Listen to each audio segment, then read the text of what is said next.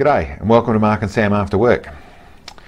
Today, as you can see by the title, I want to talk about does size matter.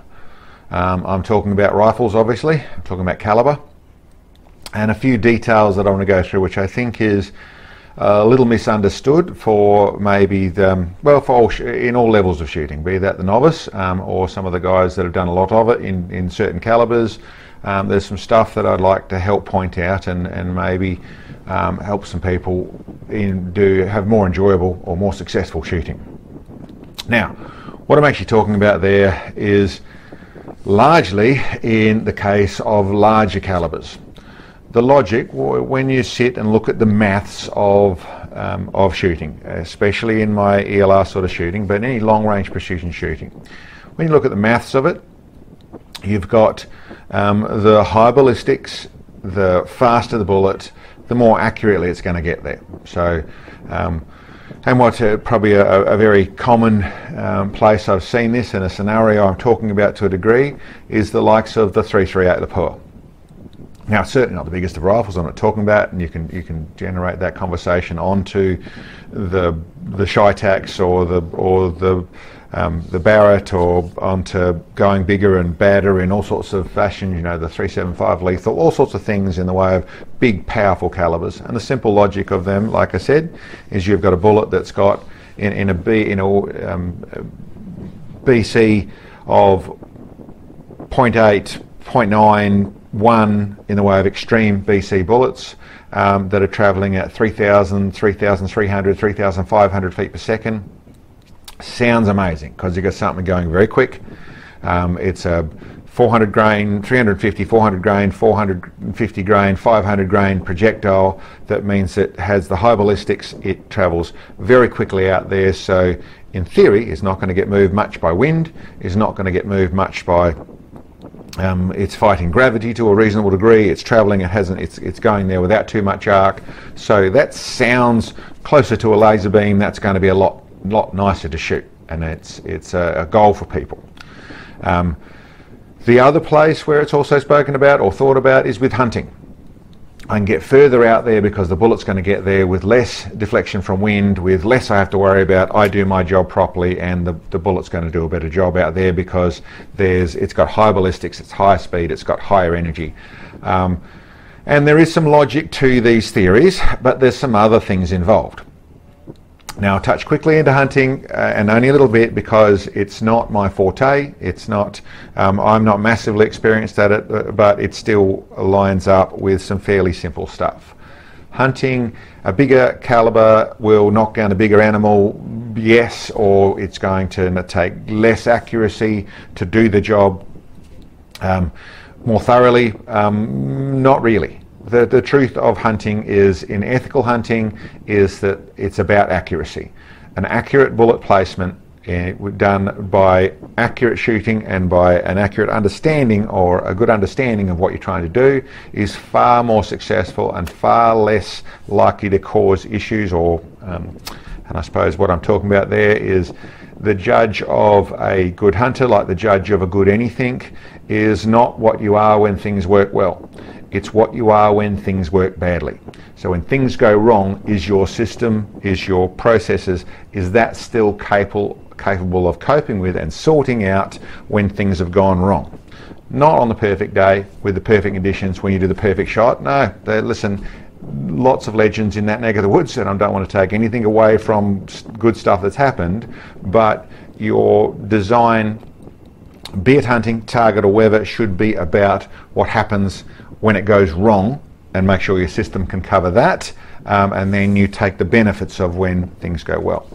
So now that's the little tiny bit touch into hunting. What I'm really talking about here is in my field, which is ELR shooting, ELR target shooting, and that goes from long range to extreme long range to ultra long range. All those fit into the same genre of what I'm talking about here. And we'll come back to something, I've just spoken about bigger ones, but we'll come back to the likes of a 338 lapel.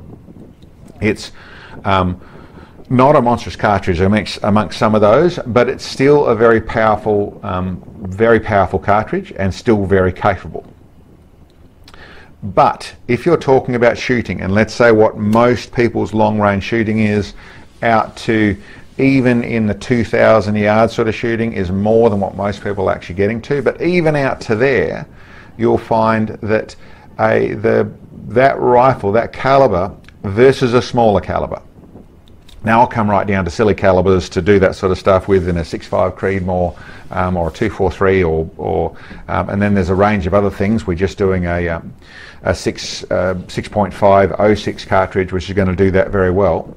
But if I compare that to the 338, and let's say a well set up 338, so a 300 grain projectile running decent pressures in it, and the maths of how it gets there is still quite a bit more efficiently than what the likes of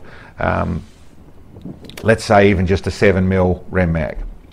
The maths of how it gets there is more efficient. It's got more punch, it has less bullet drop, it's going to get there more powerfully and essentially more accurately. The truth is that's not quite the case. In the actual raw data of bullet versus bullet, yes, it is the case. But it's not a huge percentage different. It's not, for people who haven't experienced, you'll realise that there still is a whole heap of bullet drop. There still is a fair bit of wind. It's a little bit less, but not a lot less. It is a little bit less. It's a little bit less of everything, but there still is a fair bit of it. Even going to a 375 Shytac or something like that, which is so much more powerful, there's still bullet drop there. It doesn't disappear. You're still dealing with it. But what you are dealing with is a lot more recoil, is a lot more shock, a lot more percussion, a lot more going on in the rifle. So what it means is, largely, that if you are looking at, and I suppose there's a few levels to look at this on. If you're looking at ego, and you're looking at where you want to have the bigger rifle, you want to shoot this bigger thing, I'm all for it. I have nothing against it, but I want to explain the fact that it actually, to a degree, is easier to get on target with the little one than it is on the big one. It's easier to hold a more precise group. We're shooting a 7mm Rem mag at 2,000 yards than it is with a 338 with a normal rifle. And I'd have to qualify that. If you have your 338 set up with a 28-inch barrel in F-class chassis or F-class stock, all set up with all the bits and pieces, this thing functions flawlessly. It's a big, accurate target rifle that everything's done on, then okay, then it's not quite the same thing. In a normal rifle or semi-normal rifle, so you've got a rifle that is whether it's a hunter slash target, or it's a tactical slash target, or it's whatever. So you've done a bit of work to it, but it's still a normal sort of rifle. It's still in a carry weight. It's not a 35-40 pound target rifle. It's a 18 to 25 pound, like I said, target slash tactical rifle. And it's got all some normal bits and pieces you're running there. Then you will find that the likes of the smaller you can get that rifle, and efficient you can get it. So it's still powerful. It's still, you know, I'm not trying to say you're trying to shoot a 223 or a 308 out of that distance. So it's still fairly efficient, but in comparison, you've got the big hitter versus the little one. This one's easy to shoot. The little one is easy to shoot. It doesn't punch you around, doesn't push you around so much. It's easy if you get behind. It's easier to be consistent behind. That same ease is what causes better groups. And you'll find the bigger one takes more setting up. There's more to do it. So that doesn't mean it's bad. You know, that doesn't mean if your aim is to take the challenge on and win against that challenge, then yes, the bigger ones can push harder. There's some advantages in some of their efficiencies. There's some disadvantages in what they take to do. Your form has to be better. Your setup has to be better. Your rifle setup has to be better. You have to, in some fashions, your focus, your training need to be better to shoot that well. A point that has come to attention, has brought this to my attention, is I get quite regularly questions as to with the likes of a 300 Win mag. Now 300 Win mag is something that I don't consider a very powerful magnum by any means, but it is definitely in the bracket where, unless you've set it up properly, 300 Win mag can still punch you around. You put it in a 12-pound rifle, you put it in a setup that is more hunting format side of things, they're still fairly impressive to shoot. And certainly in my sort of rifles, I've shot 300 Win mags that belt you around more than the 50 cal, the 50 BMG or my 375 Gibbs are easier to shoot than some of those things. And that's about setup.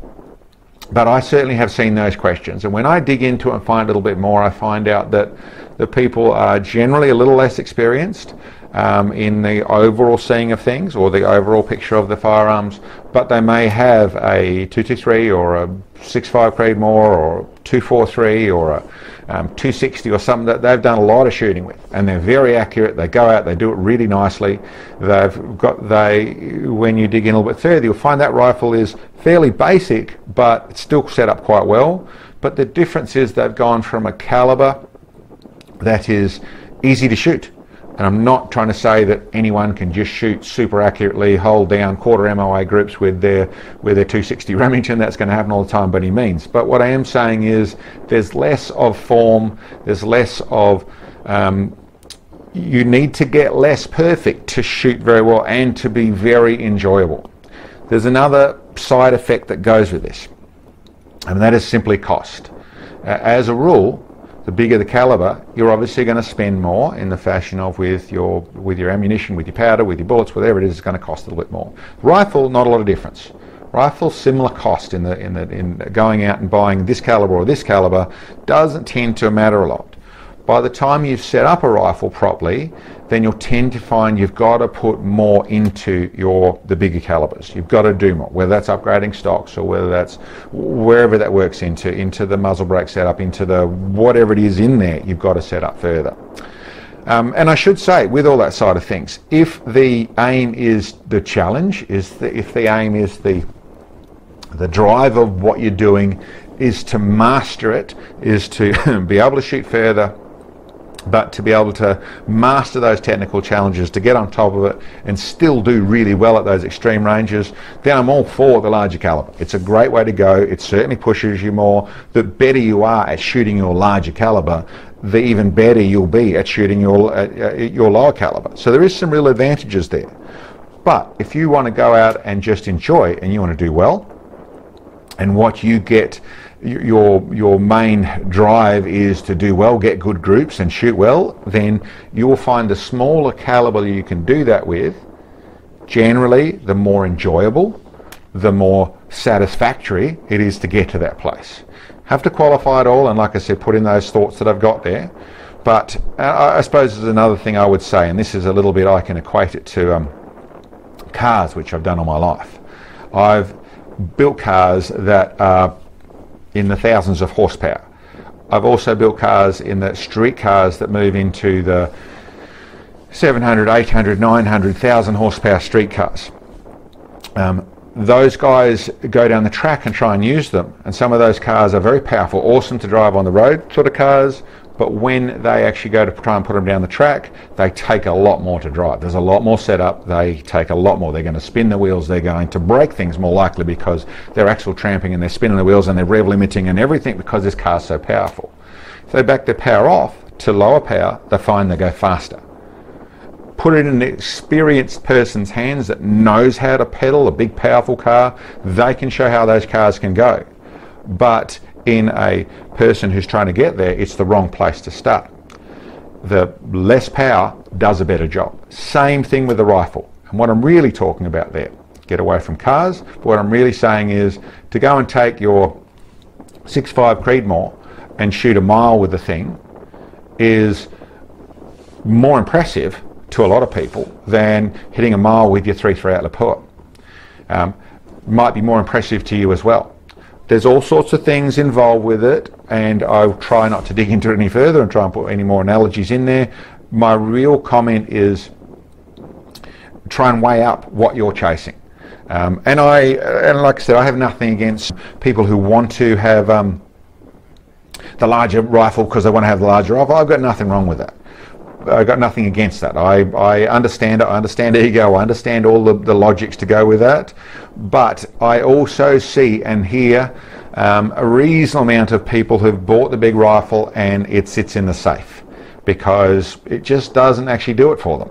They've got it, but it just doesn't shoot like they want to. They don't get a good experience out of it. To some people, it'll actually put them off because they're shooting a big rifle and it just doesn't perform well enough for them. The problem is setup. The problem is a little bit skill-based in some fashions. The real problem is there's actually quite a big difference between a little easy-to-shoot rifle and a bigger one that by the maths is a lot better. In practice, it's punching the shooter around a whole heap more, and that causes a lot worse group. It's not enjoyable, and I suppose you'll find there's a lot of target shooters out there that well, it's something you may not be aware of, but guys who've shot big rifles and done all sorts of things, a lot of them end up shooting the rimfire classes in their target shooting side of things because of the pure fun they get out of the challenge of shooting a little rimfire. I'm not suggesting going by 22s rather than shooting your 6.5 Creedmoor or your 300 Win Mag or whatever it is. I am suggesting that when you're looking at stepping up, analyse it a little bit more through the fact that size does matter, but it matters more in the fact that bigger isn't always better. So listen, that's just to try and give an overview of and try and help with some of that. I get quite a few questions of guys who've got their new 300 Win Mag or got their new 3-3 Le Pour and are trying to figure out how to make it shoot and trying to go through load develop and trying to figure out what it is. More often than not, when I get to see a video of what they're doing shooting wise or I ask the right questions, I actually find out it's to do with the fact that it's pretty damn hard work unless the rifle's not set up properly, and it is quite a leap to go from something that really shot easy and you just got to do all the basics right and it gives you the reward, to something that you've got to double down on your basics. You've got to have your rifle set up. Everything's going to work so much better to get it right all the time. Anyway, I hope that helps some people. I hope that didn't tell anyone or too many people you've bought the wrong rifle, but yeah, hope it helps. Anyway, thanks for checking us out.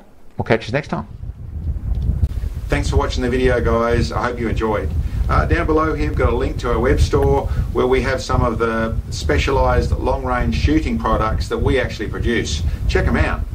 And for those of you who can, it'd be great to get some help. In our store we have support bits, and when you purchase those, the money goes direct to our channel and helps us bring these videos to you. Thanks, guys. See you next time.